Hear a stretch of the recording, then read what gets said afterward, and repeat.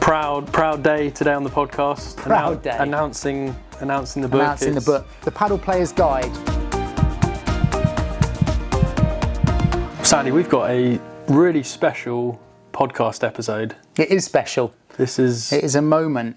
We're gonna talk a little bit about the book that I've recently written, The Padel Player's Guide. Talk about the inspiration, why I did it, and what people would expect when reading it.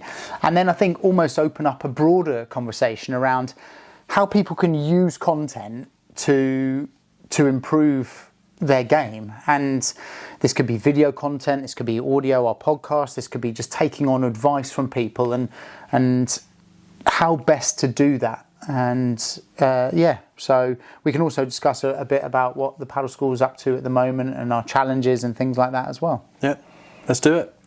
Sandy, you must be proud and really happy that this is now, so much work has gone into this book because I've lived the journey with you. Read the drafts, lived the journey. Yeah. It's a great moment now. It's published, and what inspired you to write this book?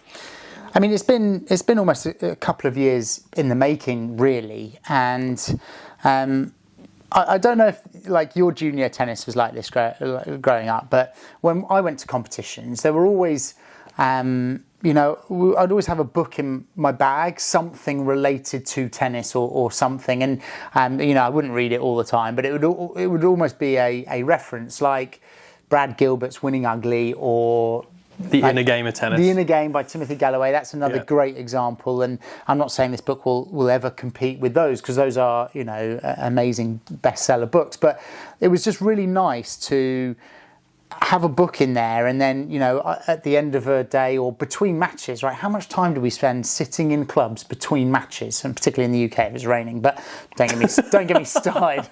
Don't get me started on the weather. But good coffee in those clubs? Yeah, there was good coffee. But it was nice. It was nice to have something to read, a reference, and talking or reading about other people's journeys in tennis. I always found that really interesting. And then, I mean, nowadays we're so digital and media that you don't often see that. And so I thought I was inspired to do something that is a short manual, and it's 172 pages, and it's pretty small. The idea of it was that it could go in your paddle bag, and so you can take it along. It's pretty light, and it takes the reader through my journey a little bit, but also it gives quite a lot of different tips for different levels and what you should be focusing on. And a big thing that we see at the moment, particularly at the amateur or recreational level, is people getting injured or not knowing what to do at the beginning, and here it covers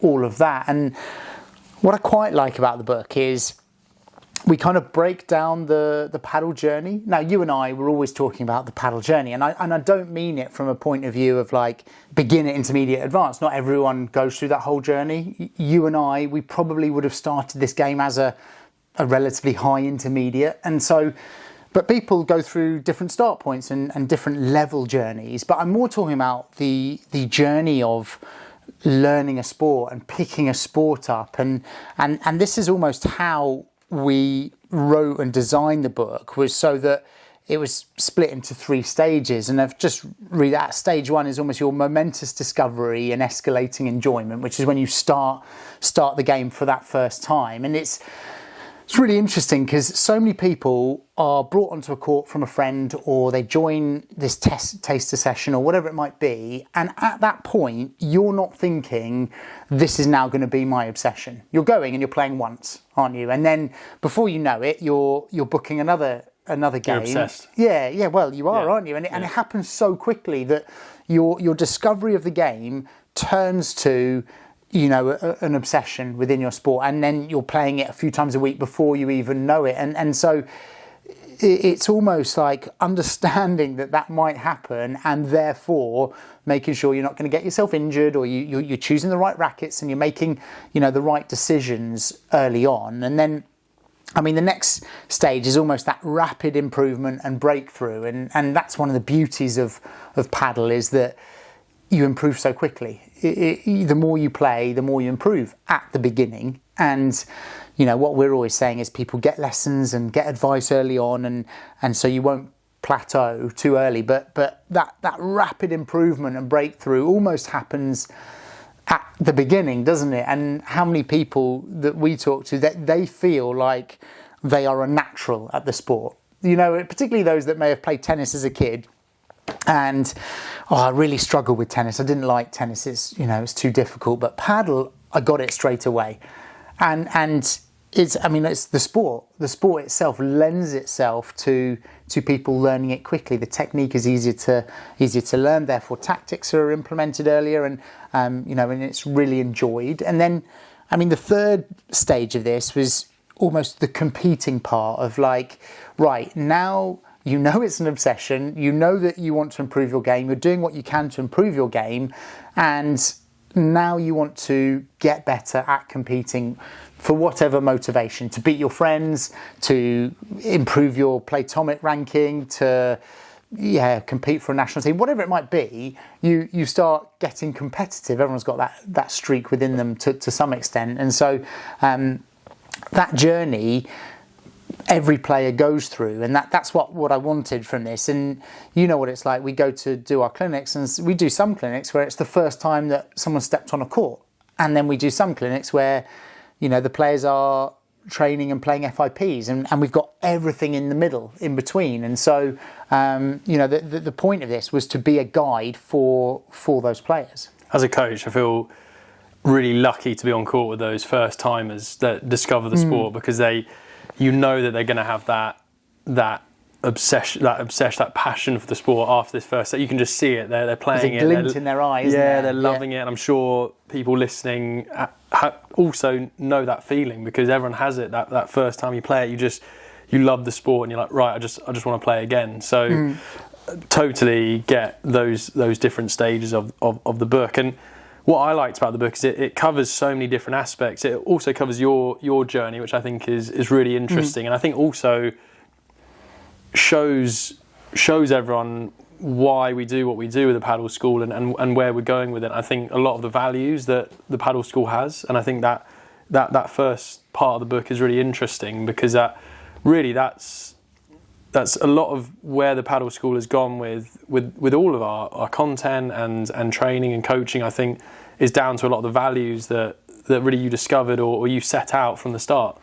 Yeah, I think you and I, we carry a bit of frustration from our junior tennis days that there wasn't enough good quality information for people learning, and whether it's for us or our parents that were also essentially going through that journey with us. And so whatever our content, we've really pushed to make that accessible to everyone, so that you can get access to great content, whatever your level, and it's high quality content, and it's good advice that not only is we have experienced in our journeys, but we've experienced with hundreds of thousands of players, both in person and online. And so that's been a driving factor for us with the paddle school in general. And so kind of making the book was almost distilling down those ideas. And we've obviously had countless conversations with players and our members when we go to these clinics. At the weekend is another great example. We went and we did a whole series of clinics, and then we chat to the players in between, and we find out what drives them and what would help them, and how we can help guide them, not only for our content but also just as a conversation. And so that has guided a lot of this book. It's firstly you're talking through my journey, and actually you see, okay, now we're teaching players, and I've played for Great Britain for a while, and we're going around the world helping players learn. But I started like everyone else, not really having a clue, trying to work my way out on how to do this. And it talks about some of the competitive matches I've had, and the breakthroughs of my thinking in terms of the mental side of the game or the tactical side of the game. And I think that was one of the most enjoyable things about writing the book, was having those conversations and almost writing a chapter and putting thoughts down, and then speaking to people and saying, what are your thoughts around this, and how has that helped you? And so it's almost been defined a little bit by our content. We've lost count of the amount of content we've made, video content, hundreds of videos on our socials, hundreds of videos on our platform for our members, lots of these podcasts. And so it's almost defining the important bits from that. And I like that it's in a book because it takes them through the whole journey. It's not like we do a YouTube video and then someone says to us, well, what if this happens? Then we're always, well, it depends. It depends on the tactical situation. It depends on this. And that's what's exciting about Padel, but also what makes it so difficult for us to cover in a relatively short piece of content. Whereas I quite like it in the book because you've got the time to kind of put all of your thoughts together, if that makes sense. It covers technical, tactical, mental, physical. You talked about injury prevention. It really has a 360 approach to it. Yeah, and but through those stages. So when you're starting and you're the discovery phase, it's like, right, what do you need at that stage? And injury prevention at that stage. Injury prevention at that stage is very different to you and I doing injury prevention when we're playing international matches. So it's almost, but going through that journey and knowing what to learn at the different stages, top spin, kick smash does not need to be learned in your discovery phase. Like, understand the game a little bit more, and when you start competing, then those things become a bit more important. So I tried the best I could to structure it as part of that journey. And it's a book that, like you said at the start, something to have in your paddle bag, just to have before a match, after a match, perhaps a bit of bedtime reading, or basically a guide that just like you have a racket, a pair of shoes and a towel in your bag, have this player's guide in there as well, so you can always study the game. And it's one of those that it'll be available on Amazon, and you can you'll be able to get it, put it in your bag, and read through it pretty quick, right? Like the people we've shared it with up till this point have read through it in a day or two, and then have used it as a reference, being like, oh, okay, and they'll look through it and they'll say, right, yeah, this is how we build a point, or this is how we select our equipment, and then can use it as a bit of a reference point. And that was the purpose of it, really, was to provide a little bit of guidance for people on the go, because not everyone wants to be flicking through content on their phone. And so, the idea of it was that it's something for them to have in their bag to go on their journey with.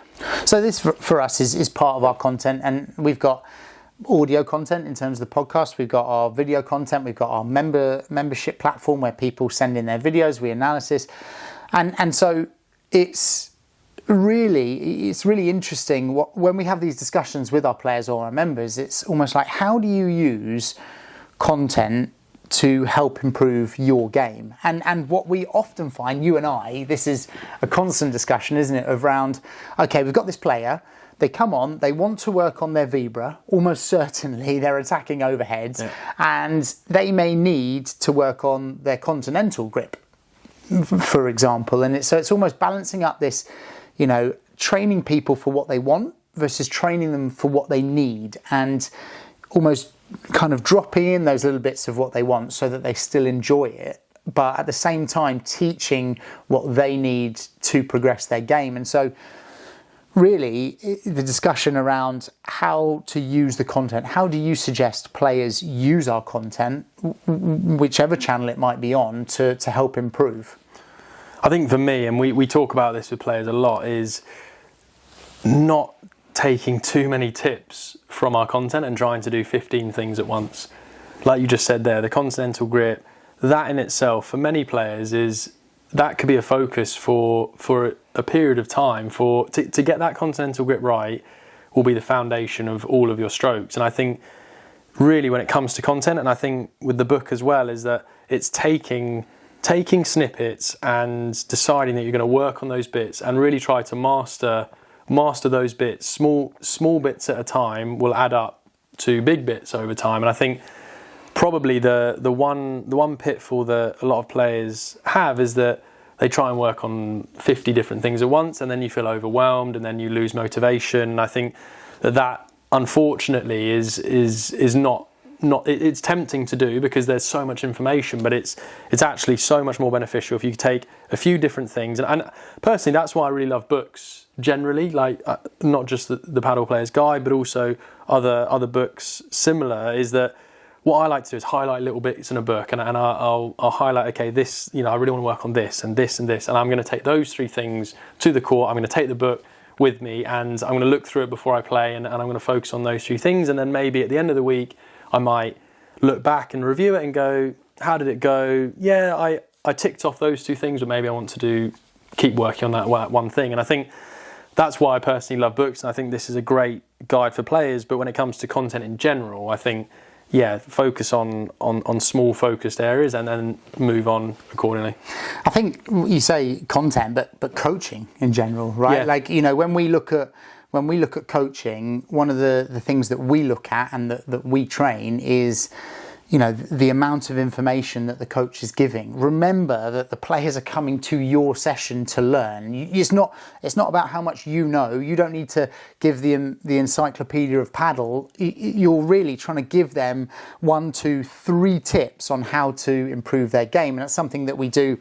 Yeah. Even when we do our large group sessions, we always summarise at the end and say, right, what's everyone taking away? 1, 2, maximum 3 tips for you to work on. There's no point in having 20 things. And when we look at the coaches, we look at the sessions that they give. And, if I see a coach that's working on the back glass and then also the return and then the vibra and, smash in one session, I think that is not good coaching. It's like, right, let's focus on something, let's get a couple of tips across, and then that's how you improve. And actually, that's when we set the platform up, that's what we do when people send in their videos. They send the videos, and you and I and our coaches give them 1 or 2 tips. And if we choose the right tip, we improve other aspects, isn't it? It's like you talk about the continental grip. You say to someone, right, well, I want to hit more slice on my volley. You say, right, well, you need to do the continental grip. And if you do the continental grip, you've got to make sure you turn your shoulder. And then probably naturally you'll be able to do the slice. And if you give the right tips, you will get the right result. Whereas if you, as a coach, go, well, just chop down on it more, you're going to get an inconsistent result because the technique has not been built early enough in the foundation. And so I think that, like you say, the 1 or 2 tips, whether it comes from video, from a book, from a podcast, from a coach, is just being laser focused on those 1 or 2 tips to then help you improve. And it's the same for us at our level. Yeah, and it's what works for you and what works for each player, right? And I think that's what, again, I love about books and how to use them, is that you read a page of a book and I read a page of a book, and perhaps we're taking different aspects from it, but if you can take those aspects, and I like to highlight it and say, this is my takeaway, and then I can take that to the court, that for me is gold, because it's a tip that works for me. It might be very different to you, but if it works for me, then it works for me. Yeah, and I think going back to the journey of a player is like, where you are on your journey of paddle. Focus on 1 or 2 tips that's going to get you to that next level, and then get to that next level, and then focus on 2 other tips to get you to the next level. And I think combining the mental side, the physical side, the technique, tactics, all of that thing it's very tempting to give yourself a massive long list of things you need to work on. But 1 or 2 tips to get you to the next stage, and then consume that next bit of content. We're always saying that on our courses. Just do it video by video. Go out, practice, come back, do one of the challenges, come back, rather than binge watching or binging all of the content. Do it bit by bit, and you will see a consistent growth, which is what you're looking for.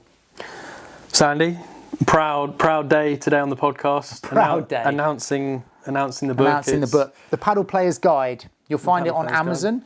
Hopefully it will be in some paddle shops at some point.